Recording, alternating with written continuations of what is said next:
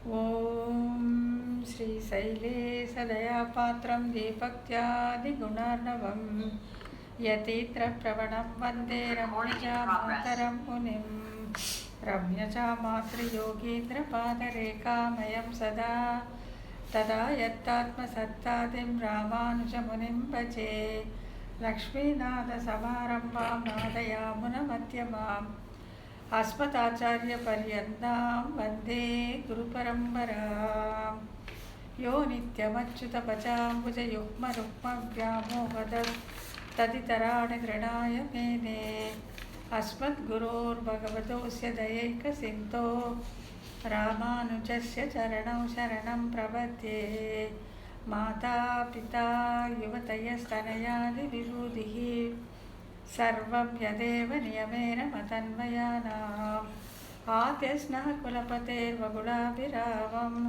श्रीमत्ततङ्घ्रियुगलं प्रणमामि मूर्ध्ना भूतं सहस्र महदाह्वयभट्टनाद श्रीभक्तिसारकुलशेखरयोगिवाहान् भक्ताङ्घ्रिरेणुपरकालयतीन्द्रमिश्रान् श्रीमत्पराकुसमुनिं प्रणतोऽस्मि नित्यम् श्रीमद्यतीन्द्रवरयोगिपदाब्जभृङ्गं श्रीमानशैलमुनिवर्यदयैकपात्रं विख्यातवेदशिखरोभयतत्त्वबोधं रामानुजं कलिजितं मुनिमाश्रयामः பணவாள் அரவணை பள்ளி கொள்பவர்க்கு எவ்வுயிரும் குணபோகம் வென்று குறுகை கரிவன் உரைத்ததுய்ய உயர்பாவின் உட்பொருள் அறியாத உலகுய்ய மணவாளன் மாறன் மனமுரைத்தான் வன்முடும்பை வந்தே நாயனார் திருவடிகளே சரணம். அனைவருக்கும் வணக்கம். நடுவில் கொஞ்ச நாள் விட்டு போச்சு. இப்போ பகவானுடைய கிருபையால் இன்னொரு வாட்டி நம்ம ஆரம்பித்து பார்த்துக்கலாம். இன்றைக்கி நம்ம பார்க்க வேண்டிய சூத்திரத்துடைய பகுதி 91வது பக்கம். 91வது பக்கத்தில் சௌலபியம் அப்படிங்கிற குணம். சௌலபியம் பற்றி கண்ணன் பெருமான் என்ன சொல்லியிருக்கான், அதுக்கு ஆழ்வார் என்ன சொல்லியிருக்காரு அப்படிங்கிறத பார்க்கறது தான் இது சௌலபியங்கிறது. அப்புறம் சாமியம் அப்படிங்கிறது, அப்புறம் அகங்கார தோஷம். இந்த 3 பகுதிகளும் இன்றைக்கி நம்ம பார்த்துடலாம். கண்ணன் பெருமான் என்ன சொல்லியிருக்கான், ஆழ்வார் என்ன சொல்லியிருக்கார் அப்படிங்கிறது நம்ம பார்த்துக்கலாம். இப்போ முதல்ல சௌலபியம் அப்படிங்கிறது. சௌலபியம் அப்படின்னா சுலபமாக இருக்கக்கூடிய அந்த இயல்பு. கண்ணன் பெருமான் சுலபமாக இருக்கக்கூடிய அந்த இயல்பு. இது கீதையிலேருந்து 2 ஸ்லோகம் எடுத்திருக்கிறாங்க. ஆழ்வாருடைய பாசுரங்களை 2 பாசுரங்கள் எடுத்திருக்காரு நாயனார். கீதை ஸ்லோகம் என்ன சொல்கிறதுனாக்கா 8-16, 8வது அத்தியாயம் 14வது ஸ்லோகம். அந்த ஸ்லோகத்தின் பொருள் என்னன்னா, எப்பொழுதும் என்னிடம் இருக்க வேண்டும் என்று ஆசை கொண்டிருக்கிற அந்த ஞானிக்கு நான் எளிமையாக அடையத்தக்கவன். என்னிடமே இருக்கணும்னு யார் இந்த ஞானி ஆசைப்படுகிறானோ அவனுக்கு நான் மிகவும் எளியவன் அப்படின்னு சொல்லியிருக்கான். அது என்ன இதுன்னு சொன்னாக்க, அந்த கீதை ஸ்லோகம் என்ன சொல்லுதுன்னா, தஸ்யாகம் சுலபக பார்த்த நித்திய யுக்தஸ்ய யோகின அப்படின்ட்டு. தஸ்யாகம் சுலப பார்த்தக, பார்த்தா நான் சுலபமானவன், சுலபமாக அடையக்கூடியவன். யாருக்கு அப்படின்னு பார்த்தா நித்திய யுக்தஸ்ய யோகின, என்னுடனே கலந்து இருக்க வேண்டும் என்று விருப்பமுடைய அந்த ஞானிகளுக்கு நான் சுலபமாக அடையத்தக்கவன் அப்படின்னு சொல்லியிருக்காரு. இன்னொன்று என்ன சொல்கிறாருனாக்க 4:8 ஒரு ஸ்லோகம் இருக்கிறாரு. அந்த ஸ்லோகத்தின் பொருளானது, நல்லோரை நலம் புரிந்து காத்தற்கும் தீயோரை போன்று நெறி போக்கற்கும் எல்லாம் முந்தை அறத்தை நிலைநிறுத்துவதற்கும் யுகம் தோறும் இசைந்து நான் பிறப்பன் என்று கண்ணன் திருவாய் மலர்ந்து அருளினான். அதாவது நான் யுகம் தோறும் பிறப்பேன். பரித்ராணாய சாதுனா அந்த இருக்கு இல்லையா, பரித்ராணாய சாதுனாம் வினாச்சாய சதுஷ்கிருதாம் தர்ம சம்ஸ்தாபனார்த்தாய சம்பவாமி யுகே யுகே. அதில் பரித்ராணாய சாதுனா அப்படிங்கிறத முதல்ல சாதுக்களை சம்ரட்சிப்பதற்காக, அதாவது அவர்கள் கண்காண நிற்க வேண்டும். காண வேண்டும் வாராய், காண வேண்டும் வாராய் என்று தவித்து இருக்கும் அவர்கள் காண்பதற்காக கண்ணெதிரே நிற்கிறான். ஆகையால் சாது சம்ரக்ஷணம் தான் முதல்ல. அப்புறம் வினாச்சாயிச்சு துஷ்கிருதா, அந்த விரோதிகளை அழிப்பதற்காக. அது அவன் அங்கிருந்தே பண்ணலாம், அவன் வைகுண்டத்துலேருந்தே பண்ணலாம். ஆனால் இந்த சாது சம்ரக்ஷணம் பண்ணுவதற்காக அவன் தோன்றுகிறான். இந்த 2 ஸ்லோகங்களை எடுத்து இந்த சௌலபியம் அப்படிங்கிற குணத்தை காமிச்சிருக்கிறாங்க.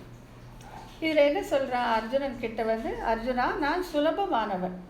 யாருக்குன்னா இந்த யோகிகளுக்கு நான் சுலபமாக அடையக்கூடியவன் அப்படின்னு சொல்லியிருக்கான்.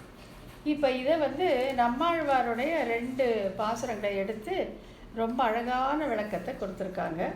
அதாவது முதல் 10ல் 3ஆம் திருவாய்மொழி 2 முதல் மற்றும் 2 அந்த பாசுரங்களை எடுத்திருக்காங்க. அது ரொம்ப ரொம்ப முக்கியமான 2 பாசுரங்கள். அதை பாசுரத்தை பார்த்துட்டு அப்பொழுது அர்த்தத்தை நம்ம பார்க்கலாம்.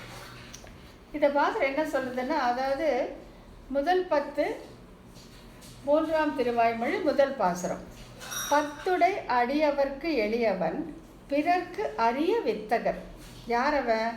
மலர்மகள் விரும்பும் நம் அரும்பெறல் அடிகள். மலர்மகள் விரும்பும் நம் அரும்பெறல் அடிகள் மற்றொரு கடை வெண்ணெய் களவினில் உரலிடை ஆப்புண்டு எத்திரம் உரலினோடு இணைந்திருந்து ஏங்கி எளிவே அப்படின்னு சொல்லிட்டு இந்த பாசுரத்தோட முக்கியத்துவம் என்னன்னு பார்த்தாக்கா, நம்ம நம்மாழ்வார் 3 முறை மோகித்திருந்தார் அப்படின்னு பார்த்துருக்கோம். மயக்கம் விழுந்திருக்கார்.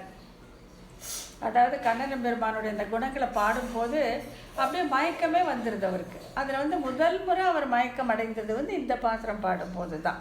எத்திரம் உரலினோடு இணைந்திருந்து ஏங்கிய எளிவே அப்படின்ட்டு அந்த சீன் அப்படியே கற்பனை பண்ணி பார்த்து மயக்கம் விழுந்துடுறாரு. இப்போ இதில் நம்ம பார்க்க வேண்டியது முதல்ல பத்துடை அடியவர்க்கு எளியவன். இதுதான் கண்ணன் சொன்ன அந்த வார்த்தை அப்படியே வருது. அர்ஜுனா, நான் சுலபன், பத்துடை அடியவன், என்னிடமே இருக்க வேண்டும் என்று விரும்பும் ஞானிக்கு நான் எளியவன் அப்படின்னு கீதையில் சொன்ன அதே பத்துடை அடியவர்க்கு எளியவன் அப்படின்னு சொல்லி இங்கே வருது. இப்போ இந்த பத்துடை அப்படின்னு என்ன? 10 அப்படின்னாக்கா பக்தி உடைய அடியவர்க்கு நான் எளியவன் அப்படின்னு சொல்கிறான். சரி, இந்த பக்தி எப்பேற்பட்ட பக்தி அப்படின்னு கேட்டாக்கா, ரொம்ப பக்தி பரம பக்தியாக இருக்கணுமோ, அப்படியே பரஜானம் பரபக்தி அந்த மாதிரி இருக்கணுமோ அப்படின்னா அதெல்லாம் இல்லை. விலக்காமை இருந்தால் போதும், விலக்காமை பகையாமை இருந்தால் போதும் அப்படிங்கிறாங்க.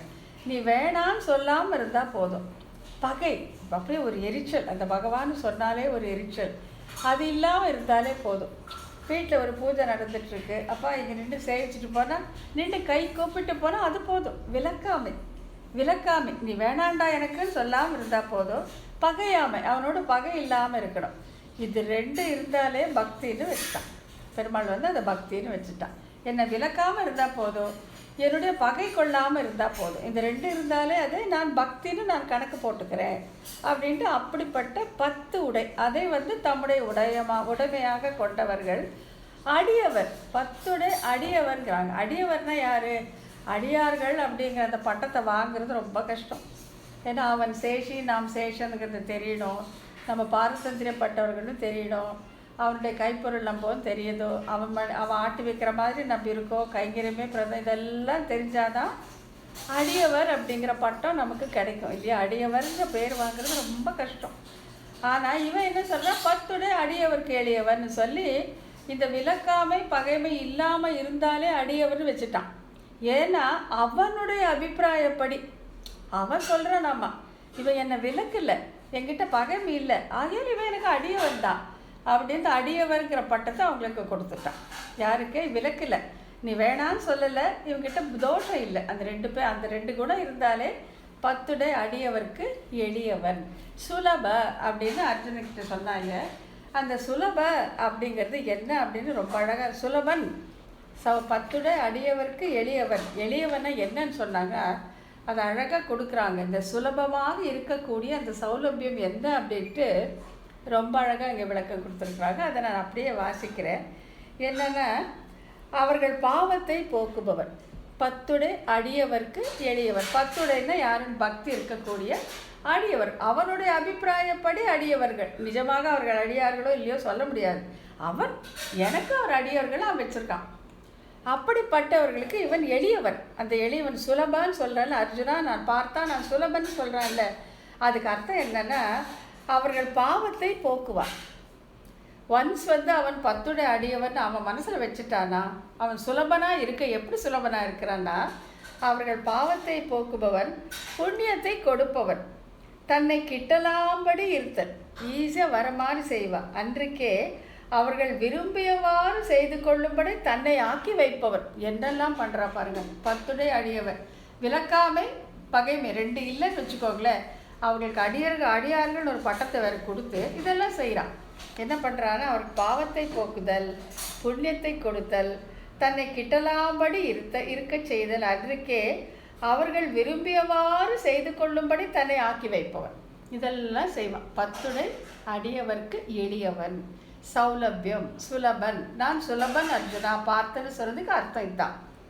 அதாவது தன்னை ஒழிந்தது ஒன்றை கொடுத்தல், தான் இருக்கும் இடத்தில் அவர்களை அழைத்து கொடுத்தல் செய்யான். தன்னை விட்டுட்டு வேற எதுவும் கொடுக்க மாட்டான். அவங்க தான் இருக்கிற இடத்துக்கு கூப்பிட்டு செய்ய மாட்டான். அவர்கள் இருக்கிற இடத்துக்கே போய் செய்வானா. சுலபன், சௌலபியம். அதாவது இதுக்கு ராமாயணத்துலேருந்து ஒரு எடுத்துக்காட்டு காட்டுறாங்க. என்னென்னா, விஸ்வாமித்திர முனிவரே உம்மை சேர்ந்து சரணம் அடைந்தவர்களாக இருக்கிறோம். இது யார் சொல்கிறாங்க? ராமரும் லக்ஷ்மணரும். விஸ்வாமித்திரர் காட்டுக்கு கூட்டிகிட்டு போகிறார் இல்லையா, அந்த ராட்சசர்கள்கிட்டேருந்து தன்னுடைய தவத்தை காப்பாற்றணும் அப்படிங்கிறதுக்காக.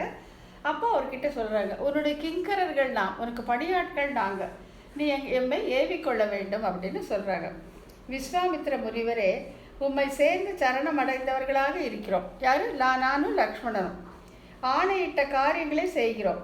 இனி எந்த காரியங்களை செய்ய வேண்டும்? விரும்பும் காரியத்தை கட்டளையிடுங்கள் என்கிறபடியே நான் உங்கள் அடியான், என்னை வேண்டினபடி ஏவிக்கொள்ளுங்கள் என்று நிற்பார்கள். இதுதான் சுலபன். இதுதான் நான் சுலபன் அப்படின்னு சொன்னதுக்கு இதுதான் அர்த்தம். 10 அடியவர்க்கு எளியவன். அந்த எளிமை, சௌலபியம்ங்கிற குணம் இதுதான். என்ன சௌலபியம்னா என்ன? பெருமாள் என்னதான் செய்வார்? சுலபனாக இருந்துட்டுனா இதெல்லாம் செய்கிறான். இதெல்லாம் நமக்காக செய்கிறான். மற்றும் மேலான மோட்சத்தை உடையவன், பாவங்களை அழிக்கிறவன், அழிவு அற்றவன், ஒளி உருவானவன், பிறப்பு இல்லாதவன், எங்கும் நிறைந்தவன் என்று இவை முதலாக இறைவனை பற்றி வீடுமன். வீடுமன்னாக்கா இவர் நம்ம வீடுமன்னா யாருனாக்கா இவர் நம்ம வியாசர் என்னப்பா, சரி அப்புறமா சொல்கிறேன். முதலியோர் கூறிக்கொண்டிருத்தலை கேட்டு அருமை மிக்கிருந்தான் ஆதரவு. இதெல்லாம் மக்கள் சொல்ல, துரோணாச்சாரியார் எல்லாம் சொல்கிறாங்க. அவங்க எல்லாம் சொல்கிறத பீஷ்மர் எல்லாம் சொல்கிறத கேட்டுட்டு இதெல்லாம் சொல்லியிருக்காங்க. அவங்க என்னெல்லாம் சொல்லியிருக்காங்கன்னாக்கா, மேலான மோட்சத்தை உடையவன், பாவங்களை அழிக்கிறவன், அழிவு அற்றவன், ஒளி உருவானவன், பிறப்பு இல்லாதவன், எங்கும் நிறைந்தவன் அப்படின்ட்டு பீஷ்மர் முதலானவர்கள் சொல்லதை அர்ஜுனன் கேட்டு கேட்டு கேட்டு கேட்டு இருக்கான். அர்ஜுனன் இதெல்லாம் கேட்டிருக்கான்.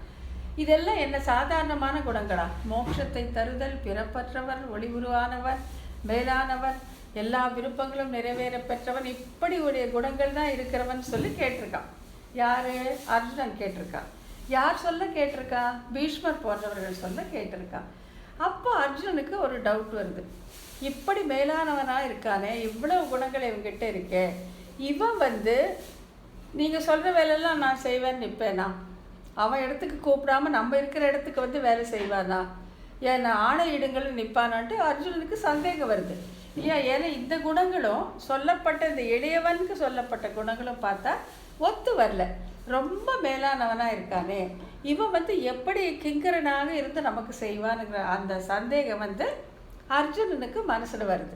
அதனால் என்ன சொல்கிறான்? நேராக கிருஷ்ணன்கிட்டே போய் சொல்கிறான். அப்பா உன்னை பற்றி இப்படியெல்லாம் சொல்கிறாங்க, இது எப்படிப்பா? இது ரெண்டும் கான்ட்ராஸ்டிங்காக இருக்குதே, அவங்க சொல்கிறதையும் நீ சொல்கிறதையும் பார்த்தா வேறு மாதிரி இருக்கே, எப்படிப்பா அப்படின்னு கேட்டால் அதுக்கு கண்ணன் சொல்கிற அந்த அழகான அந்த பதில் என்ன அப்படின்னு பார்த்தாக்கா, இப்படியெல்லாம் இருக்கும் பொழுது நீ ஒருவன் பக்திக்கு எளியவனாவது எப்படி? இவ்வளோ சொல்கிறாங்க உன்னை பற்றி. நீ மோட்சத்தை தரவனாமா, ஒளி உருவனாமா, விருப்பங்களுக்கு அப்பால் பட்டவன், இதெல்லாம் சொல்கிறாங்களே. அப்படி இருக்கிற நீ ஒருவனுடைய பக்திக்கு எப்படி கட்டிப்பட்டு அவனால் ஏவப்படுகிறா? இது எனக்கு புரியலையேப்பா அப்படின்னு சொல்லி அர்ஜுனன் கண்ணனை கேட்குறான். நீ ஒருவன் பக்திக்கு எளியவனாவது எப்படின்னு கேட்டால் அதுக்கு பதில் சொல்கிறான் கண்ணன். என்னன்னா, அர்ஜுனா, வேறு ஒன்றால் அன்றி பக்தியினால் மட்டும் அடையும்படி இவ்விதமாக நான் இருக்கிறேன். இது என்னுடைய இயல்புப்பா, இது என்னுடைய நேச்சர் அப்படின்னு அது ஒரு உதாரணம் சொல்கிறேன். ஏதாவது என்னென்னா, ஒருவன் கருத்திருக்க ஒருவன் சிவந்திருக்கிறபடி கண்டாயே. ஒருத்தன் கருப்பாக இருக்கிறான், ஒருத்தன் வெள்ளையாக இருக்கிறான். இது காரணம் கண்டுபிடிச்சி நீ சொல்ல முடியுமா? அதே மாதிரி நான் பக்திக்கு கட்டுப்பட்டு இருக்கிறேன். இது என்னுடைய இயல்பு.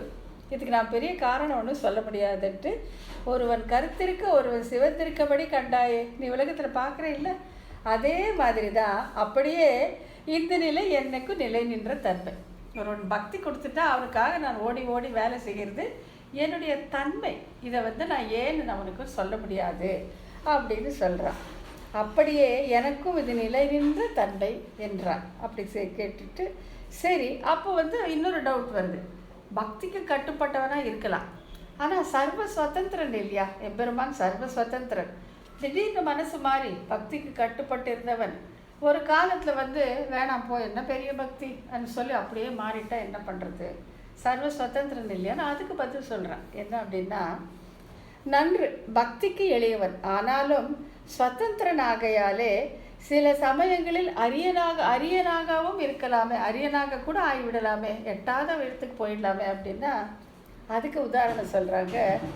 உலகங்களை எல்லாம் ஆளும் அரச புத்திரன் ஒருவன் ஒரு கால விசேஷத்தில் சிறிய பொருளுக்காக அடிமைப்படுவானாயின் பின் தன் செல்வ கிடப்பு காட்டி மீள ஒண்ணாதது போலே. ஒரு பெரிய ராஜா இருக்கான். அவன் ஏதோ ஒரு கால விஷயத்தில் ஏதோ ஒரு டைமில் ஒரு சின்னத்துக்கு அடிமை ஆயிடுறான்.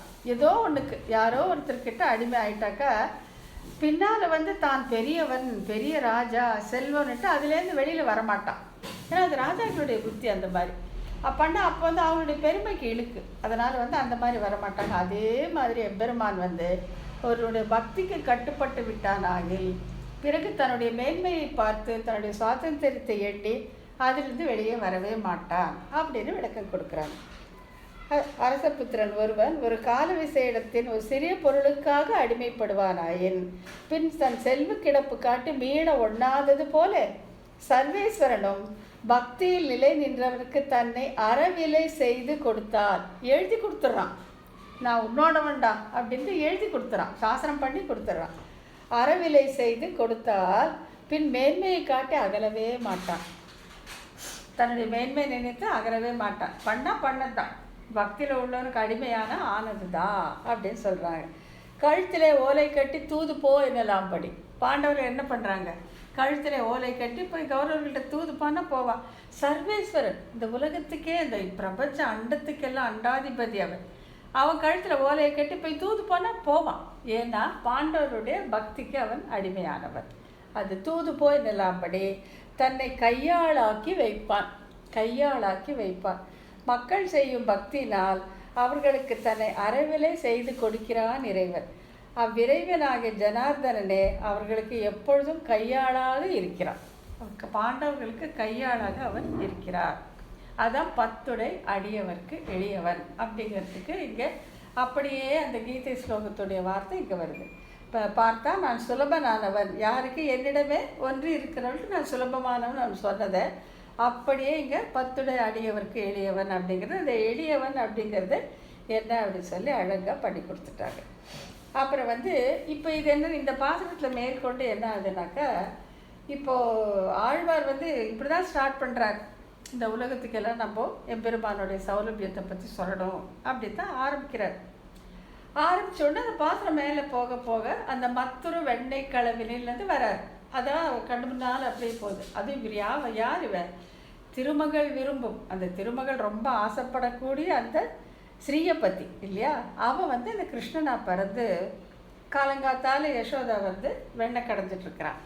அந்த வெண்ணெய் கடையும் போது இவனுக்கு அந்த சத்தம் கேட்டவுடனே எழுந்துட்டு இதுக்கு அந்த வெண்ணெய் திங்கணும்னு கொள்ள ஆசை. இப்போது ரொம்ப பசி இருக்கிறவங்க வெந்தும் வேகாததுமாக வாயில் போட்டு பார்க்குறதுனால இன்னும் தாய் கடைஞ்சி கூட முடிக்கல. அதுக்குள்ளே இருட்டில் அவனே கருப்பு, சரியான கருப்பு. அந்த இருட்டை ஒழிஞ்சிட்டு அந்த மத்துலேருந்து கொஞ்சம் வெண்ணெய் எடுத்து வாயில் போட்டுக்கிறான். அதை பார்த்த உடனே யசோதாவுக்கு சரியான கோபம் வந்துடுது. வேலை நடுவில் வரான், இதில் வேற கையை வச்சு வேற எடுத்துட்டான்ட்டு நல்லா 4 அடி அடித்து உரலோட கட்டி போட்டுறான். கட்டி போட்டுட்டு என்ன சொல்கிறா, டேய் உனக்கு சாமர்த்தியம் இருந்தால் அவுத்துட்டு போனா பார்க்கலாம் அப்படின்ட்டு அவன் அழுறப்போ வாய் போடு அழுதியில் சத்தம் வெளியில் வந்தா பாருன்னா விசும்பி விசும்புறான். அழுதா யசோதா திட்டுவாளேன்னு பயம். அதுதான் அந்த இதெல்லாம், அதாவது தேவாதி தேவர்களை தன் சங்கல்பத்தாலே கட்டி போடக்கூடிய அவன் இந்த எளிய ஆயர் பெண்ணால் கட்டப்பட்டான். அந்த ஊரில் கட்டப்பட்டு ஏங்குறான், அப்படி விம்புறான், அழறதுக்கு பயம், அழுதா திட்டுவான், கையில் வேற தடி வச்சிட்ருக்கிறான். அதை நினைக்கிறாரு நம்மாழ்வார். நினச்ச உடனே எத்திரம் எத்திரம் ஏங்கிய எடிவு எத்திரம் சொல்லி அப்படியே மயக்கம் போட்டு விழுந்துடுறாரு. மயக்கம் போட்டு விழுந்த உடனே கூட மதுரை கவி ஆழ்வார் எல்லாம் உட்காந்துருக்காங்கல்ல, அவங்களுக்கெல்லாம் என்ன பண்ணுறதுன்னு தெரியல. சரின்னு சொல்லிட்டு எல்லோரும் சுற்றி உட்காந்துக்கிறாங்க. சுற்றி உட்காந்துட்டு அவருக்கு விசிறது, கை கால் அமுத்தி விட்டுறது, அந்த மாதிரி பண்ணிகிட்ருக்காங்க. அதை எப்படி வர்ணிக்கிறாங்கன்னா, பழம் நிறைந்த ஒரு மரத்தை சுற்றி பறவைகள் அமர்ந்திருப்பதை போல் இவங்க மதுரை கவி ஆழ்வார் எல்லாம் சுற்றி வர உட்காந்துருந்தாங்களாம். இப்படியே எத்தனை நாள் போச்சு? 6 மாதம் போயிடுச்சு. 6 மாதம் அவர் அதை மோகித்து கிடந்தார். எத்திரம் எத்திரம் அந்த பரமாத்மா எப்பேற்பட்டவன், இப்படி ஒரு ஆய்ச்சினால் கட்டுண்ணப்பட்டு ஆப்புண்டு ஒரு சின்ன வெண்ணெய் எடுத்ததுக்காக இப்படி ஆயிடுச்சே, இது எப்படிப்பட்ட எளிமை அப்படின்ட்டு. இப்போ பகவான் கண்ணன் என்ன சொல்கிறான்? நான் எளியவன்னு சொன்னான் இல்லையா? என்னிடமே ஒன்றி இருப்பவர்களுக்கு நான் எளியவன்னு சொன்னான். அந்த எளிமை எவ்வளோ தூரம் வர்ணிச்சு, அந்த எளிமையில் எவ்வளோ ஈடுபட்டு மயக்கம் வந்து விழுந்துட்டார் நம்மாழ்வார். அப்படின்னா அந்த எளிமை அவர் தான் அனுபவிச்சிருக்கார். அந்த சௌலபியங்கிற குணத்தை அவர் தான் அனுபவிச்சிருக்கார். மயங்கி விழுந்துட்டா 6 மாதம் போயிடுச்சு. 6 மாதம் போனோன்னு டக்குன்னு எழுந்துக்கிறார். எழுந்துட்டு சுற்றி முற்றி பார்த்துட்டு, ஐயோ நான் என்ன சொல்லிகிட்டு இருந்தேன், என்னவோ சொல்லிகிட்டு இருந்தேன் இல்லை நான் அப்படின்னா, மதுரை கவி ஆழ்வார் எடுத்து கொடுக்குறாரு. ஆமாம், நீங்கள் என்னவோ சௌலபியம் பற்றி சொல்லிட்டு இருந்தாங்க, எத்திரம் எத்திரம்னு சொன்னீங்க அப்படின்னு சொன்னோன்னே, ஐயோ தப்பாக போச்சே, நான் தப்பு பண்ணிட்டேனே, உங்களுக்கெல்லாம் உபதேசம் பண்ண வந்து நான் போய் அவருடைய அந்த சுலபமாக இருக்கக்கூடிய அந்த சௌலபியங்கிற குணத்தில் ஆழங்கால் பட்டு மயங்கி போயிட்டேனே, எல்லாரும் ஒன்று மன்னிச்சுக்கோங்க அப்படின்னு சொல்லிட்டு அடுத்த பாசுரத்தை சொல்ல ஆரம்பிக்கிறார். அவர் என்ன நினைக்கிறாருன்னா, 10 அடியவர்க்கு எளியவன்னு சொன்னதுனால அப்போ மற்றவங்களுக்கெல்லாம் கிடைக்கவே மாட்டானோ அப்படிங்கிற டவுட் வரும் இல்லையா? அதுக்காக என்ன சொல்கிறார், இல்லவே இல்லை, அது வந்து அவனுடைய இயல்பு, அந்த மாதிரி இருக்கிறதே அவனுடைய இயல்பு அப்படின்னு சொல்லிட்டு அந்த 2வது பாசுரத்தை சொல்கிறார்.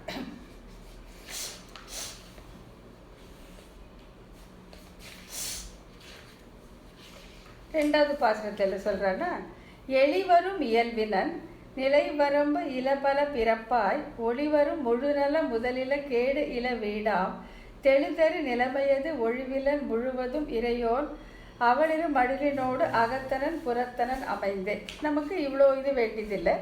எளிவரும் இயல்பினன், இது வந்து அவனுக்கு இயல்பானது, இது வந்து தனியாக இல்லை.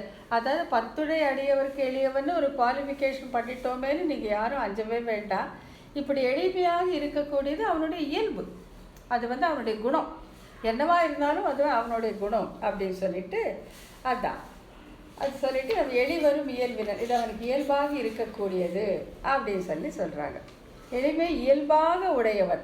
இதை வந்து என்ன சொல்கிறாருனாக்கா, பட்டர் சொல்லும்போது இதுக்கு வரம்பே இல்லை. வரம்பு, இந்த எளிமைங்கிற குணத்திற்கு எல்லையே காண முடியாது. அதாவது அவனுடைய பரத்துவம், அவனுடைய மேன்மை அப்படிங்கிறதுக்கு வேணாலும் கூட ஒரு லிமிட் காணலாமே தவிர, இந்த எளிமை அப்படிங்கிற குணத்திற்கு எல்லை காணவே முடியாது அப்படின்னு சொல்கிறாங்க. அதுதான் எளிவரும் இயல்பினர், எளிமையை இயல்பாக உடையவன், 10 அடியவர்க்கு எளியவன் என்றார் மேல். ஆழ்வார் முதல் பாசுரத்தில் அப்படி சொன்னார். தன்னிடம் அன்புடையாருக்கு மட்டும் அன்புள்ளவனாக இருத்தல் ஒரு குணம் அன்று, அது ஒரு குணம் இல்லையே. இப்போ என் மேலே நீ ரொம்ப இஷ்டப்பட்டிருக்கேன்னு நான் உன்னை இஷ்டப்பட்டது நேச்சுரல், அது ஒரு பெரிய குணம் கிடையாது. எல்லார்கிட்டையும் அதே அன்போடு, அதே இயல்போடு, அதே எளிமையோடு இருக்கிறது தான் குணம்.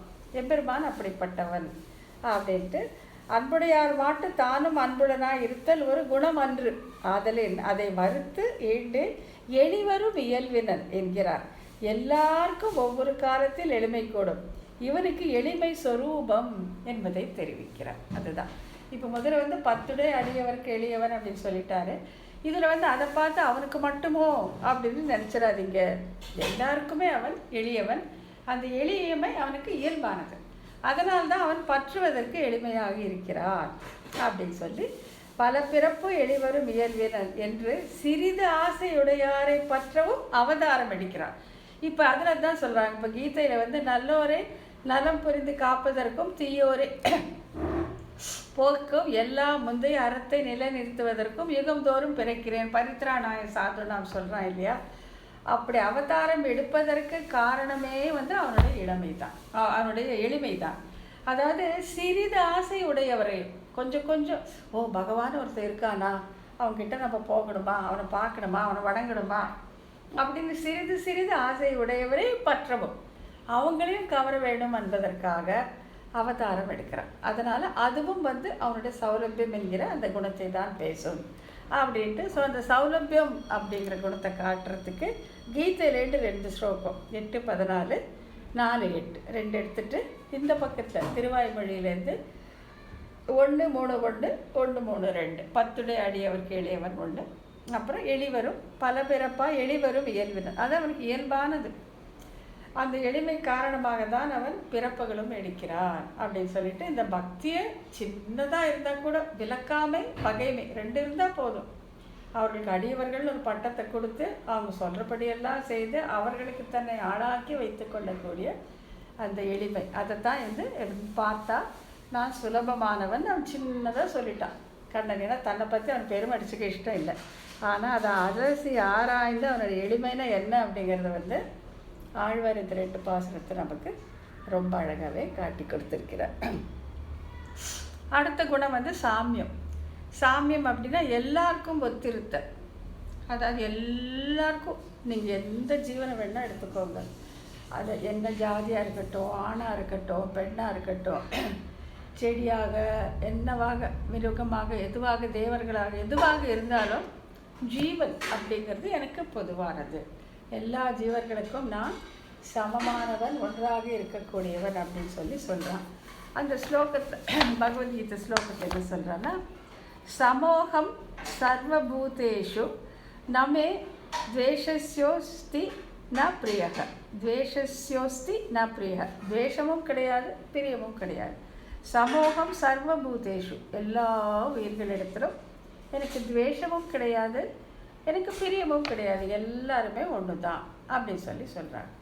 அதுக்கு என்ன சொல்கிறாங்கன்னாக்கா, இந்த ஸ்லோகத்தின் பொருள் 9:29 என்ன அர்த்தம்னா, நான் எல்லா உயிர்களிடத்திலும் சமமாக இருக்கிறேன், எனக்கு பகைவனும் இல்லை நட்டோனும் இல்லை, நட்டோன்னா நண்பனும் இல்லை.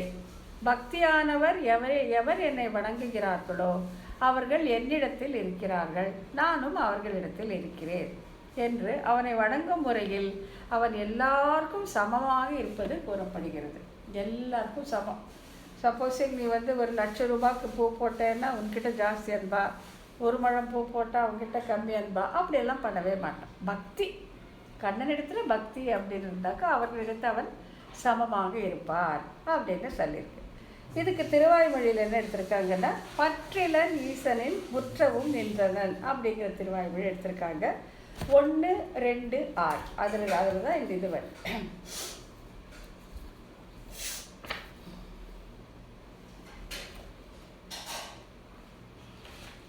அந்த இது பாசுரம் என்னன்னா, பற்றிலன் ஈசன் முற்றவும் நின்றனன், பற்றிலையாய் அவன் முற்றில் அடங்கே.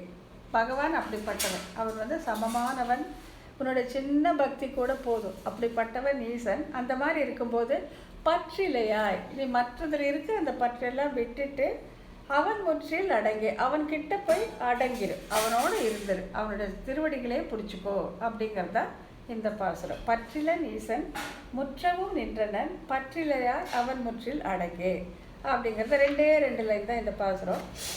இதுக்கு முக்கியமாக சொல்கிற இது என்னென்னா, எப்படி இவன் எல்லோருக்கும் சமமாக இருக்கிறான் அப்படிங்கிறது சொல்லும்போது, நித்திய சூரிகளுக்கும் சம்சாரிகளுக்கும் ஒரேபடியாக சமமாக இருப்பார். நித்திய சூரிகள் வந்து இவன் ஏவி பணிக்கொள்ளும்படி இருப்பவர்கள், கைங்கரியத்துக்காகவே இருக்கக்கூடியவர்கள் நித்திய சூரிகள். சம்சாரிகள் எப்படிப்பட்டவர்கள், இவனை தெரிஞ்சுக்கிறதுக்கே அவங்களுக்கு நாளாகும், வெறுத்து ஒதுக்குவது என்னென்னவோ உண்டு, சம்சாரம் எத்தனையோ குறைகள் உண்டு. ஆனாலும் சம்சாரிகள் நித்திய சூரிகள் அப்படின்னு வரும்போது சம்சாரிகளிடத்திலே வந்து இவன் அதிகமாக அன்பு வைத்திருப்பார் அப்படின்னு சொல்லுவாங்க.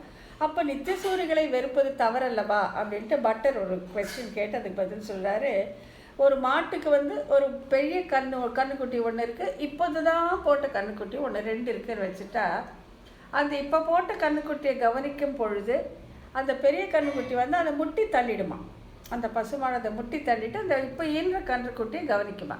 அதே போல் எம்பெருமான் இந்த இருள் தரும் மாஞானத்தில் இருக்கிற இந்த ஞானம் குறைவான இந்த சம்சாரிகளை கவர நினைக்கும் போது நித்தியசூரிகளை கூட அவர் விட்டு விட்டு இவர்களை அதிகமாக கவனிப்பார் அப்படிங்கிறத இது கொடுத்துருக்குறாங்க. இதுக்கு உதாரணமாக என்ன சொல்கிறாங்கன்னா, ராமாயணத்தில் என்ன ஆயிடுதுன்னு சொன்னாக்கா, அப்படி நிற்கிறாங்க ராவணனும் எதிரெதிரில் நிற்கும் பொழுது அந்த ராவணனை பார்த்தோன்னே சுக்ரீவ மகாராஜாவுக்கு கோபம் அப்படியே பொத்துக்கிட்டு வருது. என்ன இந்த பயல், இந்த ராட்சச பயல் இப்படி பெருமாள் எதிரில் இப்படி நிற்கிறதான்ட்டு அவன் மேலே அப்படியே பாய்ந்து அவரை அடிக்கிறதுக்கு போகிறார். அப்போது நிராயுத பாணியை வெறும் கையில் போய் எகிரி போகிறார். அப்போ ராமர் சொல்கிறார், ஐயோ என்ன வேலை பண்ணிங்க மகாராஜா, அவங்கள அழிச்சிட்டா என்ன பிரயோஜனம்? சப்போஸ் இவ்வளோ தூரம் நம்ம அந்த ராவணன் உங்களை அழிச்சிட்டாக்கா அப்புறம் நான் சீத்தையை மீட்பதால் கூட எனக்கு பயன் இல்லையே அப்படின்னு சொல்கிறார். சீத்தை எப்பேற்பட்டவள், பெரிய பிராட்டி, உயிருக்கு உயிரானவள். ராமன் என்ன சொல்கிறார், சுக்ரீவ மகாராஜா இப்படி அவசரப்பட்டு போய் ராவணன் மேலே விழுந்துட்டீங்களே, சப்போஸிங் ராவணன் உங்களை கொன்னிருந்தான்னு வச்சுக்கோங்களே, அப்புறம் சீத்தையை மீட்பதால் எனக்கு என்ன பயன் அப்படின்னு சொல்கிறான். அங்கே தான் பார்த்தீங்கன்னாக்கா சீத்தை தன்னுடைய பிராட்டி இல்லையா, அப்படி இருக்கும்போது கூட அதையும் விட்டு அதுக்கும் மேலாக சுக்ரீவனை ரட்சிப்பதே முக்கியம்னு ஸ்ரீராமன் நினைத்தான் அப்படிங்கிறத இங்கே காமிச்சு கொடுக்குறாங்க. அதுதான் சாமியம். எல்லா ஜீவர்களும் ஒன்றாக நினைப்பது. அறிவில் குறைந்த ஜீவர்களை ரட்சிக்கும் பொழுது பெருமாள் அவர்கள் பக்கத்தில் அதிகமாக அன்புடன் இருப்பார், அவர்களை அதிகமாக கவனிப்பான் அப்படிங்கிறது இங்கே காட்டி கொடுக்குறாங்க. அதுதான் இந்த குணம், சாமியம் அப்படிங்கிற குணம். பற்றில நீசன் முற்றவும் நின்றவன் அப்படிங்கிறத காட்டி கொடுக்குறாங்க. அப்புறம் பரிபாடல்லேருந்து ஒரு எக்ஸாம்பிள் இங்கே காட்டுறாங்க. போற்றா உயிரினும் போற்றன உயிரினும் மாற்றே மாற்றல் இலையே நினக்கு மற்றோர் இலர் கேளிரும் மாற்றோரும் இலர் கேளிரும் இலர். உனக்கு பகைவனும் கிடையாது நண்பனும் கிடையாது எனும் வேற்றுமை என்றது போற்றுனர் பெரிதே அப்படின்னு எம்பெருமானுடைய குணத்தை, பரமாத்மாவுடைய குணத்தை இங்கே போற்றி பாடுகிற. உனக்கு வேண்டப்பட்டவர் வேண்டாதவர்களும் கிடையவே கிடையாது. அதே தானே இப்போ துரியோதனக்கிட்ட அதான் சொல்கிறேன். துரியோதனா உனக்கும் எனக்கும் நேரடியாக எந்த விதமான பகையுமே கிடையாது. எனக்கு எப்படி பாண்டவர்களோ அப்படி தான் நீ கூட. ஆனால் நீ பாண்டவர்களுக்கு விரோதியாக இருப்பதால் எனக்கும் விரோதியாக இருக்கிறாய், எனக்கும் வேண்டாதவனாக இருக்கிறாய் அப்படின்னு சொல்லிடுற. நேரடியாக உனக்கும் எனக்கும் என்ன விரோதம் இருக்குது? எத்தனையோ ஜீவர்களும் நீயும் ஒருத்தன். ஆகையால் நேரடியாக நமக்கு விரோதம் கிடையாது. ஆனால் பாண்டவர்களுக்கு விரோதியாக இருப்பதால் எனக்கும் விரோதியாகிவிட்டாய் அப்படின்னு சொல்கிறாங்க. இப்போ அடுத்த குணம் அகங்கார தோஷம். அகங்கார தோஷம் கீதையிலேருந்து இது எடுக்கிறாங்கன்னாக்கா 3:27 ஸ்லோகம். அதோட பொருள் என்னன்னு பார்த்தீங்கன்னா, மூலப்பகுதியினுடைய 3 குணங்களால் பல வகையாக செய்யப்படுகின்ற காரியங்களை அறிவில்லாத இந்த ஜீவன் அகங்காரத்தால் நான் செய்கிறேன் என்று நினைக்கிறான் என்று அகங்காரத்தின் குற்றத்தை இங்கே பெருமாள் எடுத்து கூறுகிறார். அந்த ஸ்லோகம் என்னன்னு பார்த்தீங்கன்னாக்கா, அகங்கார விமூடாத்மா கர்த்தாகமிதி மன்யத்தே அப்படிங்கிறது தான் அந்த கீதை ஸ்லோகம் 3:27. அகங்காரத்தினால் எல்லாற்றையும் நான் செய்வதாக நினைக்கிறான் அப்படின்ட்டு. அதுக்காக பாசுரம் என்னன்னு பார்த்தீங்கன்னாக்கா, நீர் நுமது என்றிவை வேர் முதல் மாய்த்து அப்படின்னு சொல்கிற அந்த திருவாய்மொழி 1, 2, 3 என்று பிறப்பிற்கு காரணமும் இந்த அகங்காரமே என்று இதன் குற்றத்தை எடுத்து கூறுகிறார் ஆழ்வார். அந்த பாசுரம் பார்த்துடலாம். அதுவும் 2 லைன் பாசுரம் தான். நீர் நுமது என்றிவை வேர் முதல் மாய்த்து இறை சேர்மின் உயிர்க்கு அது நேர்நிறை இல்லையே அப்படின்னு சொல்கிறாங்க. நீர் நுமது என்றிவை வேர் முதல் மாய்த்து. நீருங்கிறது அகங்காரம், நுமதுங்கிறது மமக்காரம். என்றவை வேர் முதல் மாய்த்து. இது சும்மா பிரான்ச்சஸ் லீவ்ஸ் மட்டும் கட் பண்ணாதீங்க, வேரோடு தோண்டி எடுத்து அதை மாய்த்து விடுங்கள். நீர் நுமது என்றவை வேர் முதல் மாய்த்து இறை சேர்வன். அந்த எம்பெருமான் கிட்ட போய் சேர்ந்துட்டிங்கன்னா அதற்கு நேர்நிறை இல்லை, அதற்கு நேரான இது கண்டிஷன் உங்களுக்கு எதுவுமே கிடையாது அப்படின்னு சொல்கிறாங்க. இப்போ இந்த இடத்துல ரொம்ப அழகாக என்ன சொல்கிறாங்கன்னாக்கா, கேட்டினை செய்கின்ற யான் எனது என்னும் செருக்குகள் இங்கு ஈண்டு அதிகாரம் பிறர்க்கு உபதேசத்துக்கு முன்னிலை இடமாதலின். அதாவது உபதேசம் பண்ணுறார் ஆழ்வார். இப்போ நமக்கு எதில் ஒருத்தருக்கு சொல்கிறார், நீர் நுமது என்றுவே வேர்முடல் மாய்த்து அப்படின்னு எதில் இருக்கிறவங்களுக்கு சொல்கிறதுனால நீர் நுமது அப்படின்னு சொல்கிறாருன்னு ஒரு அர்த்தம். இன்னொன்று என்ன சொல்கிறாங்கன்னா, யான் எனது அப்படின்னு சொல்லியிருக்கலாம். யான் எனதுங்கிற விட்டுடுங்கன்னு கூட சொல்லியிருக்கலாம். ஆழ்வார் என்ன சொல்கிறாரு, யான் எனதுன்னு சும்மா சொன்னால் கூட அந்த அகங்காரம் மமக்காரம் எங்கே தன்னை வந்து வட்டிக்குமோ அப்படின்ட்டு அப்படியே நாக்கே வெந்துருமா. நான் எனதுன்னு சொன்னால் அது அவ்வளோ கெட்டது, எங்கே அந்த அகங்காரம் மமக்காரம் என்னை வந்து ஒட்டிக்குமோங்கிற பயத்தில் நான் எனது அப்படின்னு சொல்லாமல் நீர் நுமது அப்படின்னு சொல்லிட்டாரு அப்படின்னு சொல்கிறாங்க. இப்போது இது எப்படி தவிர்க்கிறது? இந்த நான் எனது இந்த நீர் நுமதுங்கிறது எப்படி தான் விடுறது? ஸோ இப்போ நான்னா என்னன்னு தெரியணும், எனதுன்னா என்னன்னு தெரியணும். இதுக்கு வந்து அழகாக ஒரு 2 காரணங்கள் விவரமாக கொடுத்துருக்காங்க. அதை நான் நிதானமாக படிக்கிறேன். நான் என்னுமது தவிரும்படி எப்படி தான் விடுறது? இந்த நானுங்கிறது தான் என்ன, இந்த நானுங்கிறது என்னது எப்படி தான் விடுறது அப்படின்னு யோசித்து பார்க்கும்போது, என்னில் நான் என்ற சொல்லுக்கு பொருள் உயிர் என்பதான். உசுரோடு இருக்கும்போது தானே நான் சொல்கிறோம், உயிர் போனப்புறம் நான் சொல்லவா போகிறோம். ஆனால் இங்கே நானுன்னா அது உயிரோடு இருக்கும் தன்மை. உயிர் என்பதால் அவ்வுயிரை தவிர்ப்பது எப்படியா முடியும் அப்படின்னு கேட்குறாங்க என்றவாறு இதற்கு 2 வகையில் விடையறிவு செய்கிறார்கள். ஒன்று, உயிர்கள் எல்லாம் இறைவனுக்கு அடிமை, தனக்குத்தானே உரிதாக சுதந்திரம் அதற்கு இல்லை. பேசிக் இது தான். எல்லா உயிர்கள்லாம் இங்கே ஆத்மா, ஜீவாத்மா எல்லாமே இறைவனுக்கு அடிமை. அதுக்கு சுவாதந்திரியம் என்பது தனக்கு என்பது சிறிதுமே கிடையாது. தனக்குத்தானே உரியதாகிற சுதந்திரம் அவற்றிற்கு இல்லை. அவ்வுயிரில் இல்லாத அந்த சுதந்திரத்தை அதனிடத்தில் ஏற்று கூறுதல் ஒழிதல் வேண்டும். அதுதான் எப்போவுமே நான் அப்படின்னு சொல்லிட்டு நான் செய்தேங்கிறதே அங்கே இல்லை, எப்போவுமே இல்லை. நீ என்ன தான் செய்திருந்தாலும் அது செய்கிறது அவன்தான். அப்படி அந்த ஸ்திரமான அந்த உறுதிப்பாடு மனசுக்குள்ளே இருக்கணும். ஸோ இந்த ஆத்மாவுக்கு தானே இயங்கக்கூடிய சுதந்திரம் இல்லை. அந்த அது எம்பெருமானுக்கே உரியது.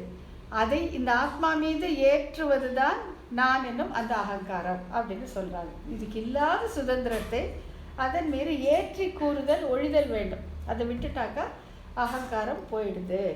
அப்போ என்னதான் பண்ணுறது? அப்போ நான் இந்த புக்கு எழுதினேன்னு சொல்லக்கூடாது, நான் இந்த வேலை பண்ணேன், நான் இந்த உப்புமா பண்ணேன்னு சொல்லக்கூடாது. எம்பெருமான் என்னை காரியமாக வைத்துக்கொண்டு, என்னை ஒரு பொருளாக வைத்துக்கொண்டு செய்தார். அவனுடைய செயல், அவன் செயல்னே சொல்லும் அந்த பழக்கம் வந்தாக்கா இந்த ஆத்மாவுக்கு சுதந்திரத்தை ஏற்றுவது அது போய்விடும் அப்படின்னு சொல்கிறாங்க. அவ்வுயிர் இல்லாத சுதந்திரத்தை அதனிடம் ஏற்றி கூறுதல் ஒழிதல் வேண்டும். அதுதான் அகங்காரத்தை விடுறது. அதாவது நான் செய்தேன் என்பது போன்று கூறுமிடங்களில் அகங்காரம் தோன்றுதல் காண்க. அப்புறம் அதாவது அவ்வாறு கூறின் இறைவனுடைய சுதந்திரத்தை நீக்கி ராவணன் முதலியோர் நான் என்று கேட்டினை அடைந்தது போன்று உயிர்க்கு கேட்டினை விளைவித்துக் கொள்வோம்.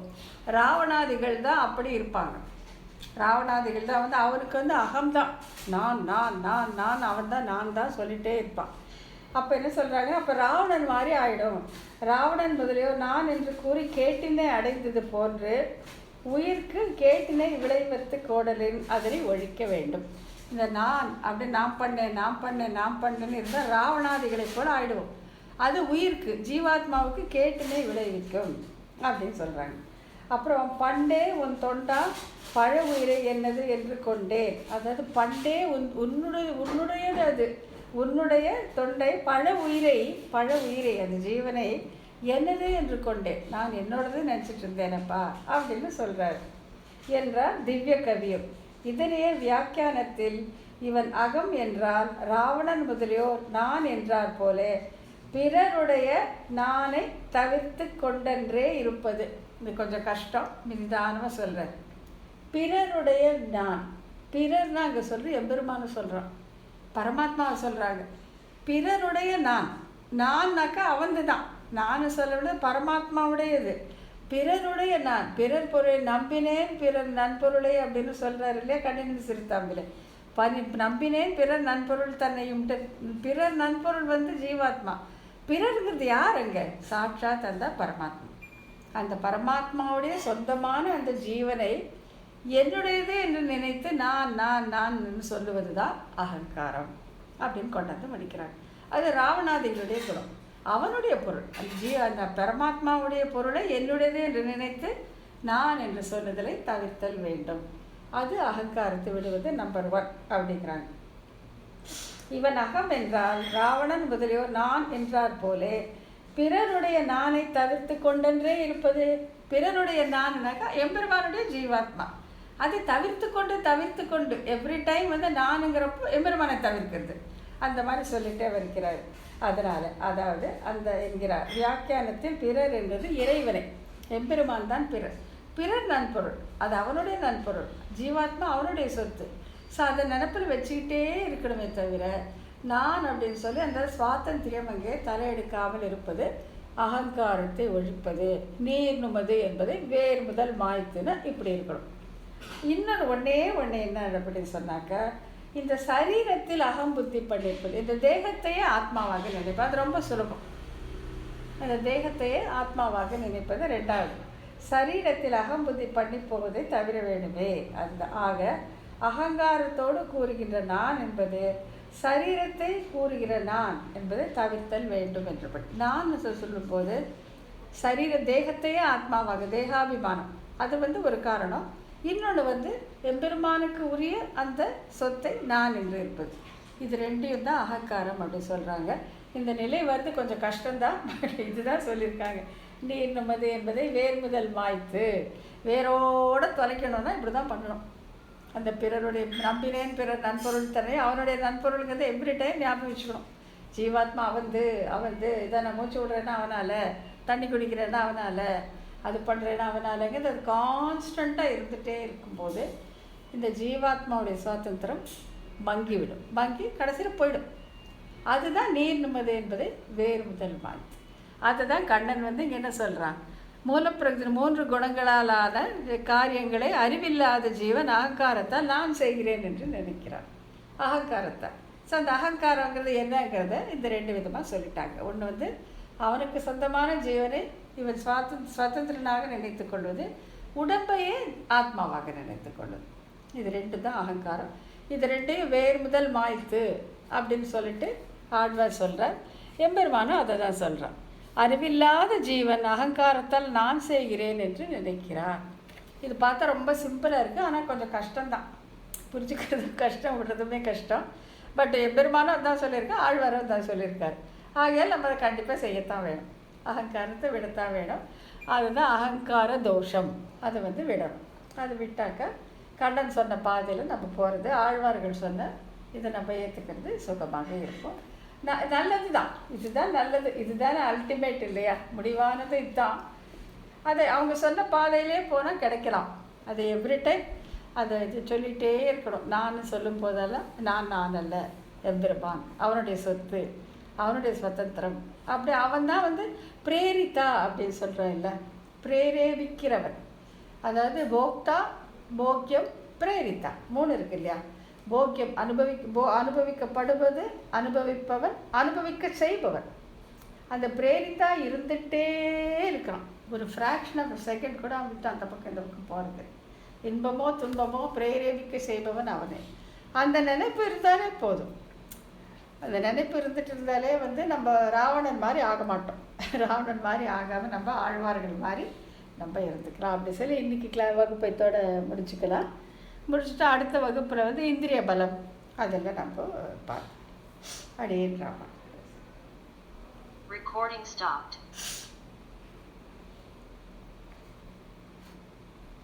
ಸಂಕೋದಕ್ಕೆ ಉಪದೃಷ್ಟ ಹನುಮಂತ ಭರ್ತ ಭೋಕ್ತ ಆ దాంట్లో ఈ పాయింట్ అన్ని ఎక్స్ప్లెయిన్ చేశారు.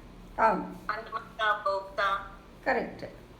అదే ఉపదృష్ట హనుమంత భోక్త కరెక్ట్. భర్త భోక్త ఈశ్వర. Correct. Constant reminder every time you keep. దాన్ని మైండ్లో పెడతా ఉంటే வச்சுக்கிட்டே இருந்தாக்கா இந்த அகங்காரம் போனால் மமக்காரம் தன்னால் போயிட்டாக்க நமக்கு இங்கேயே மோட்சம். விரஜா நதியின் இக்கரையிலேயே மோட்சம். விரஜாவை தாண்ட வேண்டியதே இல்லை. விரஜா நதியின் இக்கரையிலேயே மோட்சம்னு இருந்துடலாம். Super, Sudha. Thanks. Very nice. Thank you.